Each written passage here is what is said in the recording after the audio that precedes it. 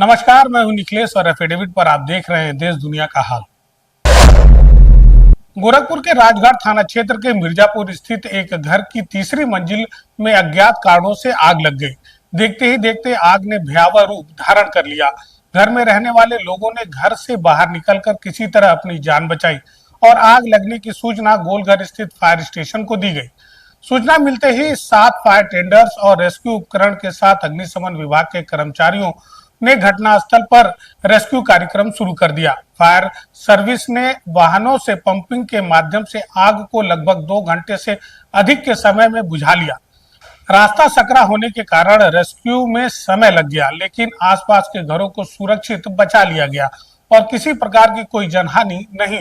ये 7:46 पर आज प्रातः जो है फायर स्टेशन गोलघर के सूचना प्राप्त हुई कि राजघाट थाना अंतर्गत मोहल्ला मिर्जापुर में आग लगी हुई है मकान में और जिसमें कुछ लोग फंसे हुए हैं। उस सूचना पर तत्काल जो है 1 वाटर मिस्ट और 6 फायर टेंडर घटनास्थल पर भेजा गया। साथ में मैं भी वहां पहुंचा और देखा कि आग जो है ऋषभ गुप्ता के ग्राउंड +3 फ्लोर के मकान के टॉप फ्लोर पर लगी हुई थी और जिस पर फायर सर्विस वाहनों द्वारा त्वरित कार्रवाई करते हुए आग को पूर्ण रूप से बुझाया गया और जिसमें कोई जनहानि नहीं हुई, जिसमें घरेलू सामानें उनकी जल गई तथा आग को अन्य फ्लोरों पर फैलने और दूसरे मकानों में बढ़ने से रोक लिया गया। जिला विधिक सेवा प्राधिकरण के तत्वावधान में 9 मई को जनपद न्यायाधीश राजकुमार सिंह की अध्यक्षता में दीवानी न्यायालय परिसर में राष्ट्रीय लोक अदालत का आयोजन किया जाएगा।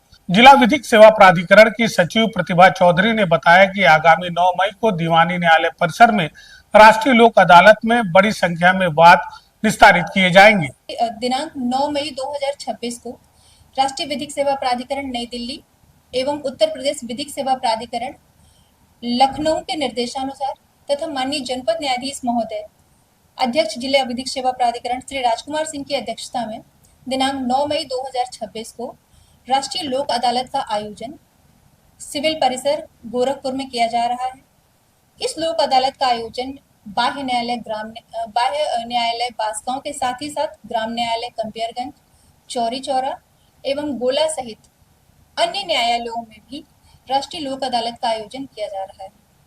राष्ट्रीय लोक अदालत में आपराधिक समन्वयवाद, धारा 138 NI एक्ट से संबंधित वाद, बैंक वसूली संबंधी, मोटर वाहन दुर्घटना प्रतिकर संबंधी याचिकाएं, पारिवारिक वाद, श्रम संबंधी वाद, विद्युत एवं जल विवाद संबंधी वाद, सेवा संबंधी वाद, राजस्व संबंधी वाद, सिविल वाद एवं अन्य मामलों का निस्तारण सुलह समझौते के आधार पर किया जाएगा। आप सभी से अनुरोध है कि इस लोक अदालत में आकर के इसे सफल बनाएं।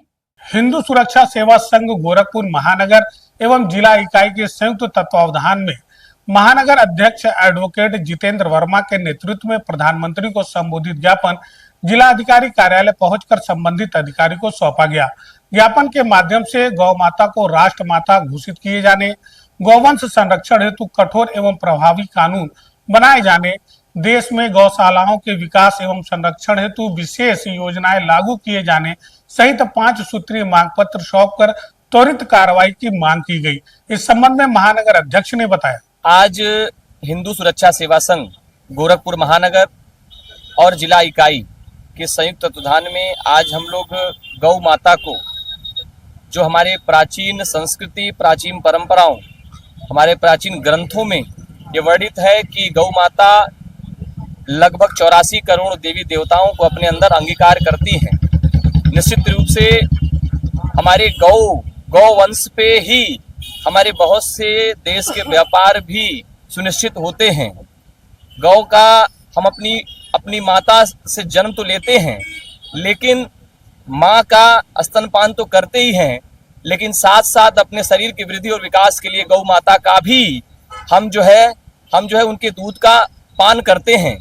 निश्चित रूप से गौ माता इसलिए हम सब की माता हैं और जिस प्रकार से आज गौ हत्याएं हो रही हैं, गौ के ऊपर जो संरक्षण देना चाहिए उस पे कोई कार्रवाई नहीं हो पा रही है, तो उसको लेकर के कि गौ रक्षा के लेकर के नए नियम बनाए जाए, कानून बनाए जाए। गोरखपुर जनपद में बाढ़ प्रभावित किसानों के साथ राजनीतिक पक्षपात, प्रशासनिक भ्रष्टाचार एवं लगभग 40 करोड़ की फसल बीमा योजना घोटाले, सरयू नहर परियोजना द्वारा पक्के निर्माण करने में विलंब और नलकूप विभाग की जमीन पर तथाकथित भूमाफियाओं द्वारा जबरन कब्जा किए जाने और एनएचआई सर्विस रोड पर कब्जा किए जाने के विरोध में भारतीय किसान यूनियन लोक शक्ति पदाधिकारियों एवं कार्यकर्ताओं ने 8 सूत्रीय मांग पत्र एडीएम प्रशासन को सौंपकर अविलंब कार्रवाई करने की मांग की।